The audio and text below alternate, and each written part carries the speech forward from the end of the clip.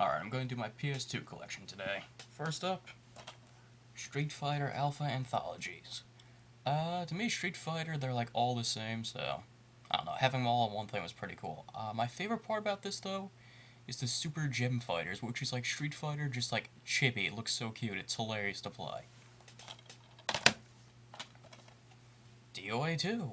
It's the only dead or alive I own, and it's pretty good. I mean, I'm not big into fighters, so I can't say much about them. Soul Calibur 3. You know, I loved number 1. Number 2 was pretty good, but this was crap. I didn't like this one. Like, I don't know. There was something about it I just didn't like. I don't know, maybe it was just me. The Bouncer. Kinda reminds me of Streets of Rage in like a 3D element place, so that's pretty cool. Streets of Rage was a kick-ass game. This game's also pretty kick-ass. It was made by Squaresoft, which is kind of interesting. They normally don't make action games like this, but this was pretty cool. Resident Evil Code Veronica. I have never beaten this one. Code Veronica was brutal in my opinion. Like, I got to one part, and I was like so far off from where I was supposed to be. I wasted all my ammo. I just gave up. It was like, alright, that's enough. But overall, this was pretty good. Like, I don't know. Ugh. Beautiful Joe 2. I loved the first Beautiful Joe. It was amazing. This, I hated. This was pretty bad. Like, wow. I don't know what they were thinking when they made this. This was horrible. Like, I don't know. Maybe it's just me. Grand Theft Auto Vice City. Only problem I had with this game was near the end, you had to start buying all those places. I don't remember why, but you had to. And that was just boring in my opinion. Like, up to that part, this game was good. I would definitely check this out if you haven't already.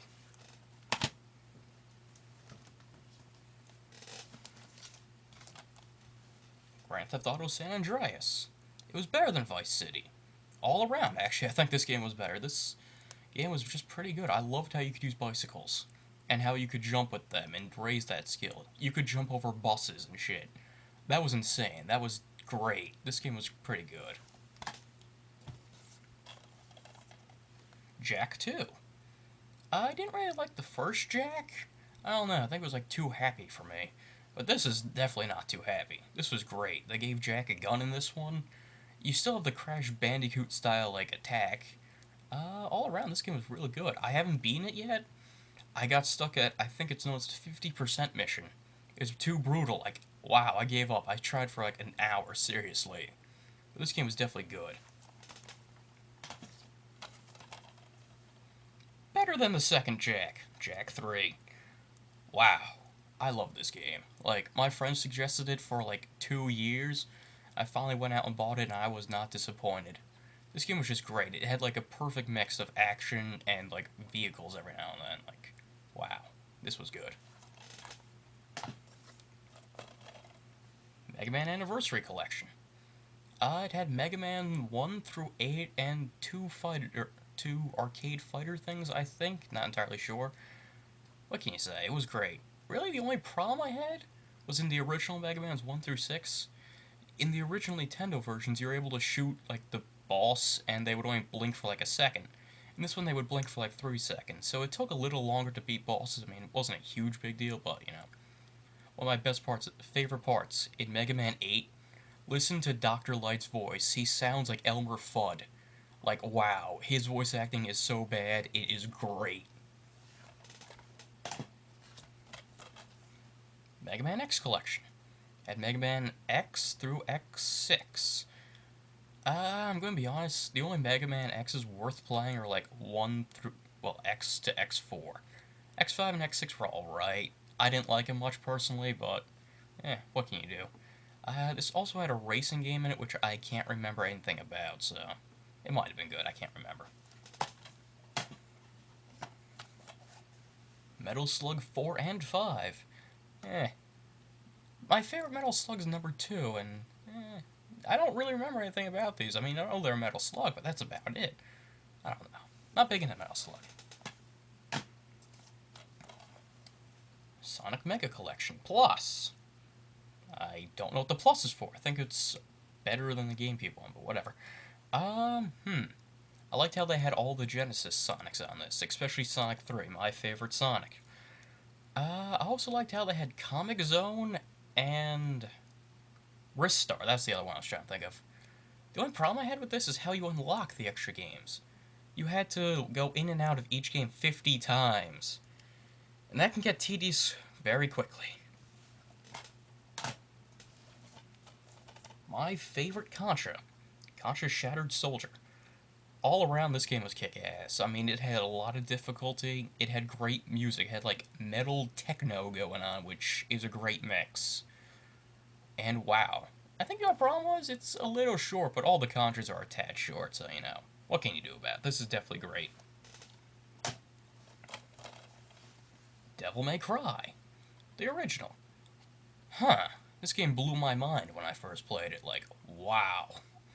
It's a perfect combination of, like, guns and swords and fighting up demons and all that shit. Also, this game was brutally hard. Like, even on normal mode, I struggled my way through this one. This game is great, though. Everyone should check this out. Like, everyone.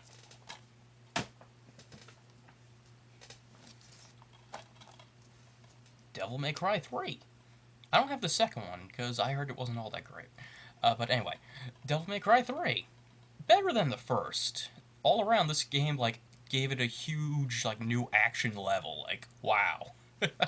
Huge improvements. They improved somehow an amazing game, so hats off to that. Gundam Journey to Jaburo, I think it's called? I don't know. I'm not big into Gundam games. I used to be big into Gundam, but, like, not anymore. But anyway. This is pretty good. This is, like, from what I can tell, one of the few Gundam games that didn't suck. Huh. It's kind of short, though. You only had, like, 9 levels, but they made up with that in this, like, semi-mini game that was longer than the real game, where you're able to use, like, a shitload of robots. So that was kind of cool. Like, I love that. I just wish it had a 2-player mode. If they had a 2-player mode, this game would have been pretty kick-ass. Gundam Zeonic Front. It was like kind of a tactics thing going on, just not good. I don't know. It was probably just me. I didn't like this much. Castlevania Laminate of Innocence. Wow. I love this game. This was pretty good. Like, I know it was criticized kind of bad, but this game was really good. I think the only problem was you didn't level up. Like, you got HP upgrades every now and then you would find floating around, and you didn't get too many whips either. I think you only got, like, 4, or maybe 5. I'm not entirely sure. But all around, this was pretty good. I like how you could use some secret pumpkin guy who had squeaky shoes, which, well, that was pretty interesting. Castlevania Curse of Darkness. The only problem I had with this one is that all the scenery keeps repeating. It feels like you're in an old Flintstones cartoon. You get lost a little too easily. Except for that, though, this game was pretty good as well. It was an improvement. Onimusha Warlords. Only problem I had with this game is that you had to move around like in Resident Evil 1 or 2 or 3. Which isn't a bad thing, but when you're in an action game like this, it fucks you over really quickly. Except for that, though, this game was pretty kick-ass. I guess that's about all I can say on that. Onimusha 2. It suffered the same problem the first one did. Except for that, though, it was an improvement. So, hats off. You want to see this one coming? Onimusha 3! They fixed my problem. You could finally move around with the analog stick. And due to that, this game is easily my favorite of the 3. Also, I love the new character they added, Jacques. He's my favorite Onimusha character. I don't know why, he just is. All around, though, this is definitely the best. Like, wow, this one was good. Check it out if you haven't already. Onimusha Blade Warriors. This felt like a rip-off of Smash Brothers. I don't know why. Maybe it was the character select screen, which was the exact same thing as Smash Brothers. If you couldn't tell from the posters behind me, I'm quite a Smash Brothers fan, so, you know, it just didn't cut it for me. Ugh. YS the Ark, or whatever the fuck it's called, I don't give a damn. I hated this game. Wow. I can't find a single aspect that was good. Like, I thought this would be kick-ass, but it sure as hell wasn't. I think the first problem was the voice acting. If you could tolerate the voice acting, then I don't know. Wow. The voice acting pierced you. It was horrifying.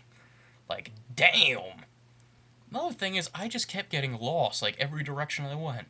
If you accidentally get lost, it would, like, put you in this hard-ass place where you would die instantly. Maybe to teach you not to get lost. You should be smarter than that. I don't know. All right, I only played this for like an hour. I got tired of it quickly, so yeah. I can already see that I've already went over 10 minutes, so I don't want to like get in YouTube's anal ass about that thing. So I guess I'm gonna have to make a part 2 to this. Which, oh well, just click on part 2, I suppose.